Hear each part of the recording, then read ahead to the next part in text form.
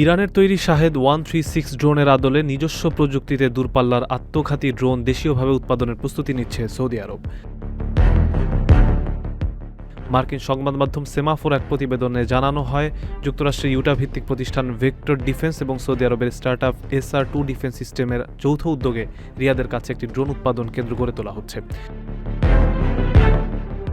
সেখানে স্কাইওয়াম্প নামে একটি আত্মঘাতী ড্রোন তৈরি করা হবে, যা মূলত ইরানের শাহেদ ড্রোনের আদলে ডিজাইন করা।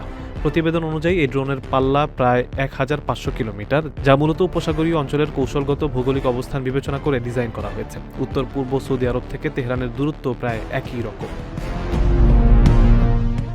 শাহেদ 136 ড্রোনটিকে শুরুতে ইরানের একটি ভিন্ন ধর্মীয় অস্ত্র হিসেবে দেখা হলেও এটি এখন বিশ্বব্যাপী একটি কার্যকর সামরিক মডেল হয়ে উঠেছে, যা শত্রু মিত্র নির্বিশেষে সব দেশের সামরিক চিন্তাভাবনাকে প্রভাবিত করছে। অত্যন্ত জটিল ও ব্যয়বহুল যুদ্ধাস্ত্রের উপর নির্ভর না করে রাষ্ট্রগুলো এখন কম খরচের এমন অস্ত্রে বিনিয়োগ করছে যা বিপুল সংখ্যায় তৈরি করা সম্ভব,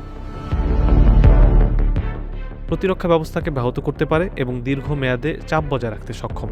সৌদি আরব এখন আর কেবল পশ্চিমা বিমান প্রতিরক্ষা ব্যবস্থা আমদানির উপর নির্ভরশীল থাকতে চায় না, বরং তারা নিজস্ব প্রযুক্তিতে দেশীয়ভাবে তৈরি ও বাণিজ্যিকভাবে উৎপাদনক্ষম আক্রমণাত্মক ড্রোন সক্ষমতা গড়ে তুলতে চাইছে। ওয়াশিংটন ভিত্তিক থিঙ্ক ট্যাঙ্ক CEPA এর নন রেসিডেন্ট ফেলো ফেদেরিকা বোরসারি বলেন, এই ড্রোনটি সৌদি আরবের দূরপাল্লার হামলা সক্ষমতাকে আরও বাড়িয়ে দেবে। ওমানের সেরা রেট দিচ্ছে বাংলাদেশি প্রতিষ্ঠান গালফ এক্সচেঞ্জ।